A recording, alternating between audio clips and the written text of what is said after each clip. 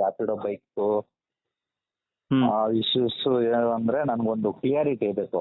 ಹ್ಮ್ ಇವಾಗ last time ಒಂದು ಇದೇ ತರ ಆಪಲ್ಲೇ ಬ್ಯಾನ್ ಆಗಿತ್ತು. ಇವಾಗ ಯಾರು ರೈಡರು ಬುಕ್ ಮಾಡಬೇಕು ಅಂದ್ರೆ ಹ್ಮ್ ಕಸ್ಟಮರ್ ಬುಕ್ ಮಾಡ್ಬೇಕಂದ್ರೆ ನಮ್ಗೆ ಅದರಲ್ಲಿ ಬೈಕ್ ಆಪ್ಷನ್ನೇ ಇರ್ತಾ ಇರಲಿಲ್ಲ. ಹ್ಮ್ ಅದು ಕೋರ್ಟ್ ಕಡೆಯಿಂದಲೇ ಆದೇಶ ಆಗಿನೋ ಇದಾಗಿದಲ್ಲ ಅದು ಹೈಕೋರ್ಟ್ ಇಂದ ಹೇಳಿತ್ತು. ಹೈಕೋರ್ಟಿಂದ ಹೇಳಿತ್ತಲ್ವಾ. ಹ್ಮ್ ಇವಾಗ ಸೇಮ್ ಇದನ್ನ ಇವಾಗ ಮಾಡೋಕ್ಕಾಗಲ್ವಾ ಆ ಥರ?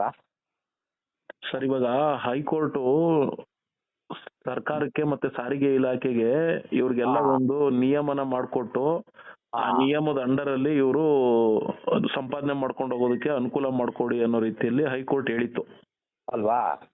ಅದು ಹೇಳಾದ್ಮೇಲೆ ಏನಾಯ್ತು, ಇದು ಸರಿ ಇಲ್ಲ, ಇದು ಈ ರೀತಿಲಿ ಮಾಡೋದಕ್ಕಾಗಲ್ಲ, ಇದರಲ್ಲಿ ಸೇಫ್ಟಿ ಇಲ್ಲ ಅಂತ ಹೇಳಿ ಸರ್ಕಾರ ಏನ್ ಮಾಡಿತ್ತು, 11 ನಿಗಮದ ಅಧಿಕಾರಿಗಳನ್ನ ನೇಮಿಸಿ ವರದಿನ ಕೊಟ್ಟಿತ್ತಲ್ಲ, ಆ ವರದಿಗೆ ಬೆಲೆ ಇಲ್ದಂಗಾಯ್ತು ಎಲ್ಲಿ ಹೈಕೋರ್ಟ್ ಅಲ್ಲಿ. ಹಂಗಾಗಿ ಏನ್ ಮಾಡಿದ್ರು, ಈ ಕೇಸನ್ನ ಏನ್ ಮಾಡ್ತು ಸರ್ಕಾರ ಸುಪ್ರೀಂ ಕೋರ್ಟ್ ಹಾಕೊಳ್ತು. ಸಾರಿಗೆ ಇಲಾಖೆ ಸುಪ್ರೀಂ ಕೋರ್ಟ್ ಹಾಕೊಳ್ತು. ಈಗ ಸುಪ್ರೀಂ ಕೋರ್ಟ್ ಅಲ್ಲಿ ಈ ಕೇಸು ಇದೆ ಅಂದ್ಮೇಲೆ ಕೇಸು ಇತ್ಯರ್ಥ ಆಗೋವರ್ಗುನು ಇವ್ರು ಯಾವ್ದೇ ಕಾರಣಕ್ಕೂ ಈ ಒಂದು ಬೈಕ್ ಸೇವೆನ ಆಪ್ ಮುಖಾಂತರ ರನ್ ಮಾಡಬಾರ್ದು. ಯಾರು ಈ ಆಪ್ ಸಂಸ್ಥೆಯವ್ರುಗಳು ಹೌದೌದು, ನಾನು ಅದನ್ನೇ ಕೇಳ್ತಾ ಇರೋದು. ರನ್ ಮಾಡಬಾರ್ದು. ಇಲ್ಲಿ ಏನಾಗಿದೆ ಅಂದ್ರೆ, ಈಗ ಈ ಓಲಾ ಆಗ್ಲಿ, ಊಬರ್ ಆಗ್ಲಿ, ರ್ಯಾಪಿಡೋ ಆಗ್ಲಿ, ಇವರೆಲ್ಲ ಬಂದು ಇವರೆಲ್ಲ ಷೇರ್ದಾರಗಳನ್ನ ಇವರು ಇಟ್ಕೊಂಡಿರ್ತಾರೆ. ಅಂದ್ರೆ ಬಿಸ್ನೆಸ್ ಇನ್ವೆಸ್ಟ್ಮೆಂಟ್ ಮಾಡೋದಕ್ಕೆ ಇಟ್ಕೊಂಡಿರ್ತಾರೆ. ಇದರಲ್ಲಿ ನಮ್ಮ ರಾಜ್ಯದಲ್ಲಿರುವಂತಹ ತುಂಬಾ ಜನ ಬಿಸ್ನೆಸ್ ಮ್ಯಾನ್ಗಳು ಇದ್ರ ಮೇಲೆ ಶೇರ್ ಹಾಕಿರ್ತಾರೆ. ರಾಜಕಾರಣಿಗಳು ಶೇರ್ ಹಾಕಿರ್ತಾರೆ, ಅಧಿಕಾರಿಗಳು ಕೂಡ ಶೇರ್ ಹಾಕಿರ್ತಾರೆ. ಈಗ ಶೇರ್ ಹಾಕಿದ್ಮೇಲೆ ಏನಾಗುತ್ತೆ, ಅವನು ಬಿಸ್ನೆಸ್ ಮಾಡ್ಲೇಬೇಕು, ಇವ್ರಿಗೆಲ್ಲ ಶೇರ್ಗೆ ರಿಟರ್ನ್ಸ್ ಕೊಡ್ಲೇಬೇಕು.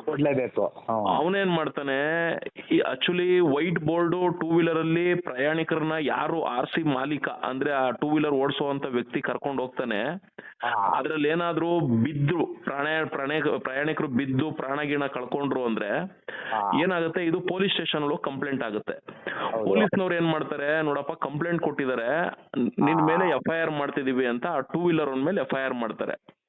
ಟೂ ವೀಲರ್ ಅವ್ನು ಹೇಳ್ತಾನೆ, ಸರ್ ನಾನು ರ್ಯಾಪಿಡೋದಲ್ಲೋ ಓಲಾ ಊಬರ್ ಅಲ್ಲೋ ಹಿಂಗೆ ಕರ್ಕೊಂಡು ಹೋಗ್ತಾ ಇದೆ ಸರ್, ಹಂಗಾಗಿ ಅವ್ರು ಹಿಂಗ್ ಬಿದೋದ್ರು ಅಂದಾಗ, ನೋಡಪ್ಪ ನೀನುಂಟು ಆ ಸಂಸ್ಥೆಯವ್ರುಂಟು ಹೋಗಿ ನೀನು ಅವ್ರನ್ನ ಕೇಳ್ಕೊ, ನಾನು ನಿನ್ನ ಗಾಡಿ ಮೇಲೆ ಕೇಸ್ ಮಾಡ್ತಾ ಇದ್ದೀನಿ, ನಿನ್ನ ಮೇಲೂ ಕೂಡ ಕೇಸ್ ಮಾಡ್ತಿದ್ದೀನಿ ಅಂತ ಮಾಡ್ತಾರೆ.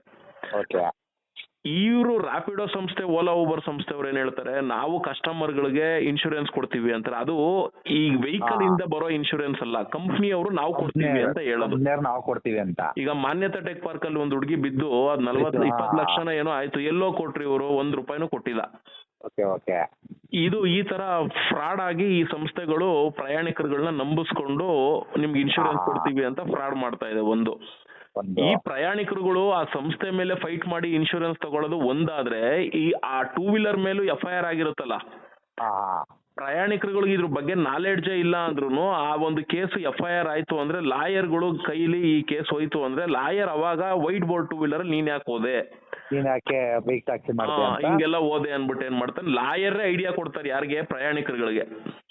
ಅವಾಗ ಏನ್ ಮಾಡ್ತಾರೆ, ವೈಟ್ ಬೋರ್ಡ್ RC ಮಾಲೀಕ ಯಾರಿರ್ತಾನೆ ಅವನೇ ಓಡ್ಸ್ಕೊಂಡು ಅವನೇ ಬೀಳ್ಸಿದ್ರೆ ಪರವಾಗಿಲ್ಲ, ಯಾವನೋ ಇರ್ತಾನೆ ಅವನ ಮೇಲೆ ಒಂದೇನ್ ಮಾಡ್ತಾರೆ, ಪರಿಹಾರದಕ್ಕೆ ಒಂದು ಕೇಸ್ ಹಾಕ್ತಾರೆ. ಈ ಕೇಸು ಏನಾಗುತ್ತೆ, ಕೋರ್ಟ್ಗೆ ಹೋದಾಗ ಕೋರ್ಟ್ ಅಲ್ಲಿ ಏನಾಗುತ್ತೆ, ಇನ್ಶೂರೆನ್ಸ್ ಆ ಟೂ ವೀಲರ್ ಅಲ್ಲಿ ಇನ್ಶೂರೆನ್ಸ್ ಇತ್ತು ಅಂದ್ರೆ ಇನ್ಶೂರೆನ್ಸ್ ಕಂಪ್ನಿಯವರು ಬರ್ತಾರೆ.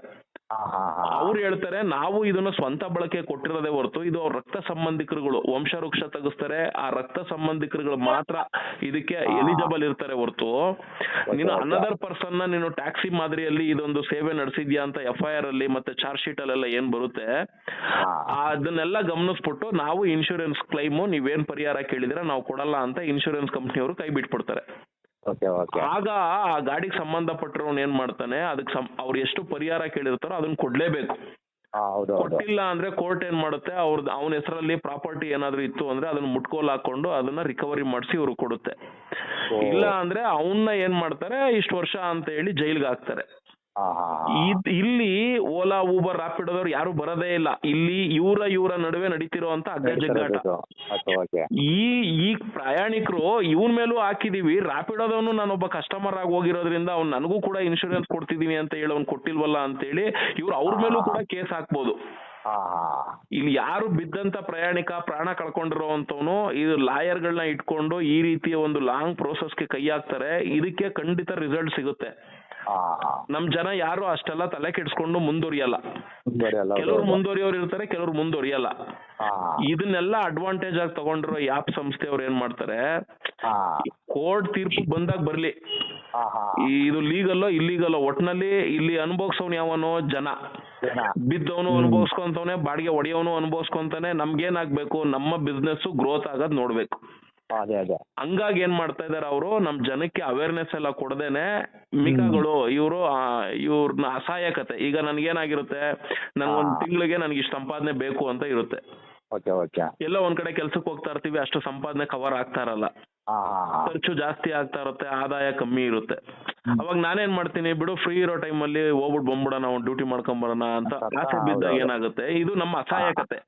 ಹಾ ಹಾ ನಮ್ಮ ಅಸಹಾಯಕತೆ ಈ ಸಂಸ್ಥೆಯವ್ರಗಳಿಗೆಲ್ಲ ಬಂಡವಾಳ ಆಗ್ಬಿಟ್ಟಿದೆ. ಬಂಡವಾಳ ಆಗ್ಬಿಟ್ಟಿದೆ. ಹೌದು ನಾನು ಹೌದು ಇದನ್ನೇ ಸೋಷಿಯಲ್ ಮೀಡಿಯಾದಲ್ಲಿ ಹೇಳ್ತಾ ಇರೋದು.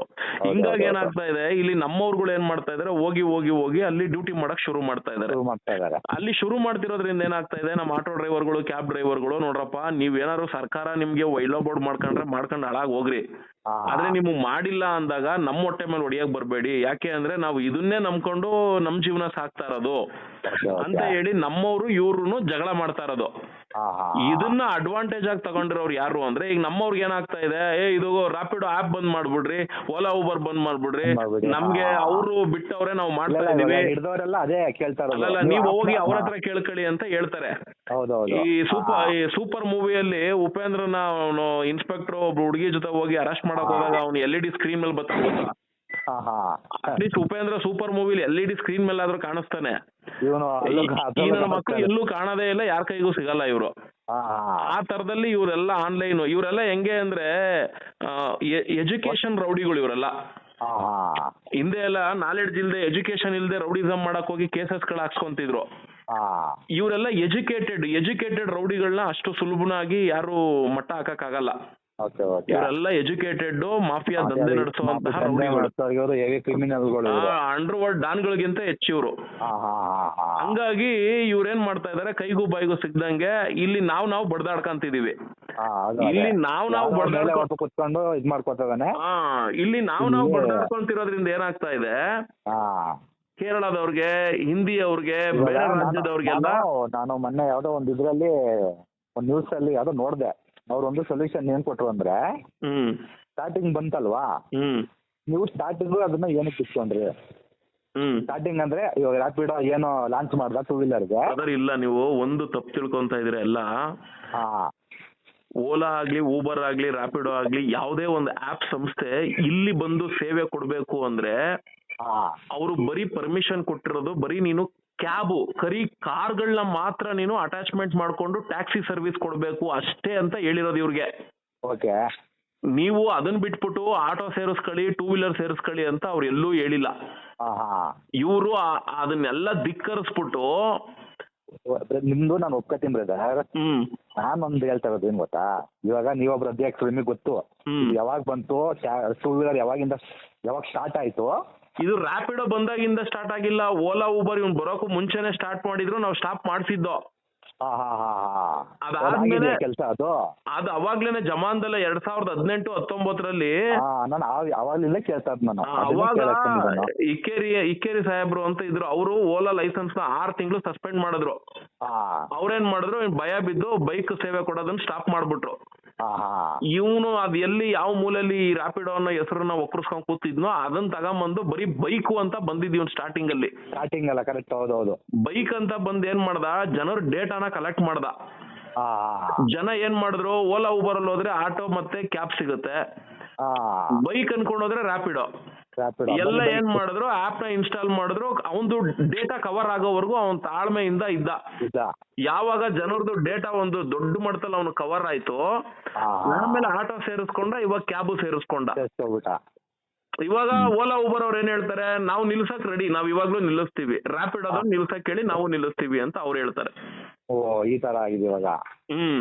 ಇವ್ನು ರ್ಯಾಪಿಡೋದವ್ನು ಏನ್ ಮಾಡಿದಾನೆ, ಈಗ ನಾವ್ ಹೆಂಗೆ ಸಂಘಟನೆಗಳು ಕಟ್ಕೊಂಡು ಇದೆಲ್ಲ ಇಲ್ಲಿಗಲ್ ಅಂತ ಪ್ರೊಟೆಸ್ಟ್ ಮಾಡೋದು, ಹೋರಾಟ ಮಾಡೋದು, ಇಂತ ಆಕ್ಟಿವಿಟೀಸ್ಗಳು ಮಾಡ್ತಾ ಇದೀವಿ.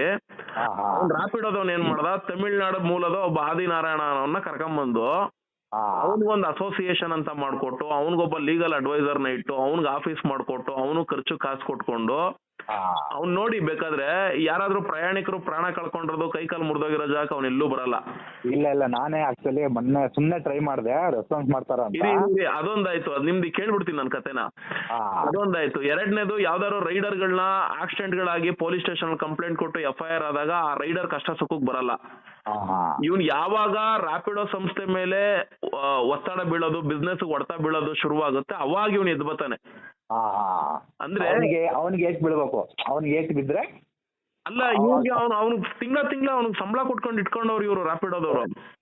ಈ 2 ವೀಲರ್ ಓಡಿಸೋಂತವ್ರಿಗೆ ದಡ್ರಿಗೆ ಗೊತ್ತಾಗ್ತಾ ಇಲ್ಲ, ಅವನೇನೋ ಮಾಡ್ತಾ ಅಂದ್ರೆ ಅವನು ಇವ್ರನ್ನ ಸಾಕೊಂಡ್ರದ್ ಇವ್ರೇನ್ ಮಾಡ್ತಾರೆ, ಇವ್ರ ಅಸಹಾಯಕತೆಗೆ ಎಲ್ಲೋ ಹೆಲ್ಪ್ ಆಗ್ತದೆ ಅಂತ ಇವ್ನ ಹಿಂದೆ ಹೋಗ್ತಾರೆ. ಇವ್ರು ಹೋಗೋದ್ರಿಂದ ಏನಾಗ್ತಾ ಇದೆ, ಅವನು ಇವ್ರನ್ನೆಲ್ಲ ಸೇರಿಸ್ಕೊಂಡು ಇಷ್ಟು ಲಕ್ಷ ಜನ ಡ್ರೈವರ್ಗಳು, ಟ್ಯಾಕ್ಸಿ ಬೈಕ್ ಅವ್ರಿಗೆ ಹಿಂಗ ಆಗ್ತಿದೆ. ಆಯ್ತು ಗುರು, ಅವ್ರಿಗೂ ಹಂಗ ಆಗ್ತಾ ಇದೆ, ನಾನು ಒಪ್ಕೊಂತೀನಿ. ಸುಪ್ರೀಂ ಕೋರ್ಟ್ ತೀರ್ಪು ಬರೋವರೆಗೂ ತಿಕಾ ಮುಚ್ಕೊಂಡು ನಾವು ಇರೋಣ, ನೀವು ಇರೋಣ. ವೇಟ್ ಮಾಡಿ. ಆ ಸುಪ್ರೀಂ ಕೋರ್ಟ್ ತೀರ್ಪು ಬಂದ್ಮೇಲೆ ಸುಪ್ರೀಂ ಕೋರ್ಟ್ ಏನಾದ್ರು ಎಲ್ಲೋ ಬೋರ್ಡ್ ತರ ಮಾಡ್ಕೊಂಡು ಹೊಡಿರಿ ಅಂದ್ರೆ, ಕೋರ್ಟ್ ತೀರ್ಪಿಂದ ನಾವ್ ಯಾರು ದೊಡ್ಡವರಲ್ವಲ್ಲ. ಅವಾಗ ಸರ್ಕಾರನೇ ಮಾಡ್ಕೊಡುತ್ತೆ ಆ ವ್ಯವಸ್ಥೆ. ನೀನು ಸುಪ್ರೀಂ ಕೋರ್ಟ್ ತೀರ್ಪು ಬರ್ದೇನೆ ನೀನು ವೈಟ್ ಬೋರ್ಡ್ 2 ವೀಲರ್ ಸಪೋರ್ಟ್ ನಿಲ್ತೀಯಾ ಅಂದ್ರೆ, ಇವಾಗ ಬಾರಪ್ಪ, ಮೊನ್ನೆ ಹುಡುಗಿ 40 ಲಕ್ಷ ರೂಪಾಯಿ ಲಾಸ್ ಆಗೈತಲ್ಲ, ಬಾ ರಾಪಿಡೋ ಸಂಸ್ಥೆಯಿಂದ ಈಸ್ಕೊಡು. ಈಗ ಪ್ರಯಾಣಿಕ ಅವ್ನ ರೈಡರ್ ಮೇಲೆ FIR ಆಗೈತಲ್ಲ, ಬಾ ಅವ್ನ ಸಪೋರ್ಟ್ ನಿಲ್ಲು. ಇದು ಆ ರೈಡರ್ಗಳಿಗೆ ಗೊತ್ತಾಗ್ತಾ ಇಲ್ಲ. ನಾವ್ ಹೇಳೋದ್ ಇಷ್ಟೇ, ಆ ರೈಡರ್ಗಳಿಗೆ ನಾನು ಮೊದ್ಲಿಂದಾನು ಹೇಳ್ಕೊಂಡ್ ಬರ್ತಿರೋದು ಇಷ್ಟೇ. ನೋಡ್ರಪ್ಪ, ವೈಟ್ ಬೋರ್ಡ್ ಅಲ್ಲಿ ಮಾಡೋದಕ್ಕೆ ಹೋದ್ರೆ ನೀವು ಸರ್ವನಾಶ ಆಗ್ತೀರಾ. ಅವ್ರ ಬಿಸ್ನೆಸ್ ನ ಗ್ರೋತ್ ಮಾಡ್ಕೊಳ್ಳೋದಕ್ಕೆ, ಅವ್ರ ಸಂಸ್ಥೆನ ನೀವು ಕಸ್ಟಮರ್ಗಳದ್ದು ಡೇಟಾ ಕೊಟ್ಟು ಇಷ್ಟೆಲ್ಲ ಸಪೋರ್ಟ್ ಮಾಡ್ತಿರೋದ್ರಿಂದ ಅವರು ಕೋಟ್ಯಾಂತರ ರೂಪಾಯಿ ಇನ್ವೆಸ್ಟ್ಮೆಂಟ್ ಮಾಡ್ಕೊಂಡು ದುಡ್ಡು ಮಾಡ್ತವ್ರೆ. ನೀವೇನ್ ಮಾಡ್ತಾ ಇದ್ದೀರಾ, ನಾವು ಬಡದಾಡ್ಕೊಂಡು ಬೇರೆ ರಾಜ್ಯದವ್ರನ್ನ ಒಳಗಡೆ ಬಿಟ್ಕೊಂಡು ಇವ್ರನ್ನೆಲ್ಲಾರ್ಗು ನೀವು ಅನ್ನ ಹಾಕೊಡ್ತಾ ಇದ್ದೀರಾ. ಮುಂದೊಂದ್ ದಿನ ನಿಮ್ಮನ್ನೇ ತುಳಿತಾರೆ ಇವ್ರೆಲ್ಲ ಸೇರ್ಕೊಂಡು ಅಂತಾನು ಹೇಳಿದ್ರೆ ಈ ದಡ್ಡನ್ ಮಕ್ಳಿಗೆ ಅರ್ಥ ಆಗ್ತಾ ಇಲ್ಲ, ಏನ್ ಮಾಡೋಣ. ಓಕೆ ಬ್ರದರ್, ಅದೇ ನೋಡ್ದೆ ನ್ಯೂಸ್ಗಳಲ್ಲಿ.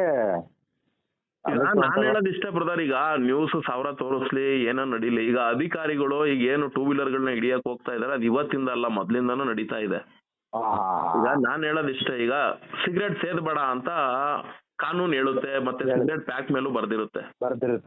ಈಗ ಸಿಗರೇಟ್ ಸೇದವ್ರನ್ನ ಕರ್ಕೊಂಡೋಗಿ ಪೊಲೀಸ್ ಸ್ಟೇಷನ್ ಅಲ್ಲಿ ಪಿಟಿ ಕೇಸ್ ಹಾಕೋದು, ದುಡ್ಡು ಕಿತ್ಕೊಳ್ಳೋದು, ಇದೆಲ್ಲ ಮಾಡ್ತಾರೆ. ಆಮೇಲೆ ಅದು ಆ ಅಂಗಡಿಗಳಲ್ಲಿ ಮಾರ್ತಿದ್ರೆ ಅಂಗಡಿಯವ್ರನ್ನೆಲ್ಲಾರನು ಕರ್ಕೊಂಡೋಗಿ ಕೇಸ್ ಹಾಕೋದೆಲ್ಲ ಮಾಡ್ತಾರೆ. ಫಸ್ಟ್ ನೀನು ರಂಬೆ ಕೊಂಬೆಗಳನ್ನ ಮುಟ್ಬೇಡ, ಬುಡ. ನೀನು ಮ್ಯಾನುಫ್ಯಾಕ್ಚರ್ ಆಗೋ ಜಾಗಕ್ಕೆ ಹೋಗ್ಬಿಟ್ಟು ಮ್ಯಾನುಫ್ಯಾಕ್ಚರ್ ಗೆ ಪರ್ಮಿಷನ್ ಕೊಟ್ಬಿಟ್ಟು ಇಲ್ಲಿ ಮ್ಯಾನುಫ್ಯಾಕ್ಚರ್ ಯಾರು ಮಾಡ್ತಾವ್ರೆ ಅವ್ರನ್ನ ತಗೊಂಬಂದ್ ಕೇಸ್ ಹಾಕ್ಬಿಟ್ಟು ಜೈಲ್ಗೆ ಹಾಕು. ಸೇಮ್ ಇದೇ ಕ್ವಶನ್ ಬ್ರದರ್, ನಾನು ಸುಮಾರು ಕಮೆಂಟ್ ಅಲ್ಲಿ ನಾನು ಇದೇ ಸೇಮ್ ಹಾಕೋದು. ಸುಮ್ನೆ ನೀವು ಯಾಕೆ ಮಾಡ್ತೀರಾ, ಅದರಿಂದ ಏನು ಯೂಸ್ ಇಲ್ಲ ಸರ್. ಕಮೆಂಟ್ ಅಂದ್ರೆ ಯಾವ ತರ ಅಂದ್ರೆ, ನೀವು ಏನ್ ಕೊಡ್ದಾಡ್ತೀರಾ, ಅದು ಮೇನು ಯಾರಿದ್ದಾರೆ ಬುಡ, ನೀವ್ ಬುಡಕ್ಕೆ ಬುಡ ಮುಟ್ಟಕ್ ಆಗಲ್ಲ. ಯಾಕೆ ಮುಟ್ಟಕ್ ಆಗಲ್ಲ ಅಂದ್ರೆ ಎಲ್ಲ ರಾಜಕಾರಣಿಗಳು ಸಪೋರ್ಟ್ ಅವ್ರು ಇವ್ರಿಗೆ. ಅದೇ ಬ್ರದರ್ ಆಗಿರೋದು. ಈಗ ಜನಕ್ಕೆ, ಈಗ ಸರ್ಕಾರಕ್ಕೆ ಏನ್ ಗೊತ್ತಾ, ನಮ್ಮಿಂದ ತೆರಿಗೆ ಹೋಗ್ತಾ ಇರುತ್ತೆ. ಅದೇನೆ ಹೆಂಗೆ ಅಂದ್ರೆ, ಈಗ ನಾನು ಈಗ ಬೆಳಗ್ಗೆ ಎದ್ದು ಹಲ್ಲುಜ್ತೀನಿ ಅಂದ್ರೆ ಒಂದ್ ಪೇಸ್ಟ್ ಬೇಕು. ಪೇಸ್ಟ್ ತಗೊಳಕ್ ಹೋದಾಗ ಅದ್ರ ಮೇಲೆ ಟ್ಯಾಕ್ಸ್ ಇರುತ್ತೆ. ಈಗ ನಾನು ಟ್ಯಾಕ್ಸ್ ಕಟ್ತೀನಾ, ಹಂಗೆ ನಾನು ಪ್ರತಿನಿತ್ಯ ಬಳಸೋ ಒಂದೊಂದು ವಸ್ತು ಮೇಲೂ ಕೂಡ ನನ್ನಿಂದ ಸರ್ಕಾರಕ್ಕೆ ತೆರಿಗೆ ಹೋಗುತ್ತೆ. ಹಂಗೆ ಈ ಕಾರ್ಪೊರೇಟ್ ಸಂಸ್ಥೆಗಳು ಕೂಡ ಅಷ್ಟೇ ಸರ್ಕಾರಕ್ಕೆ ಟ್ಯಾಕ್ಸ್ ಕಟ್ತಾರೆ.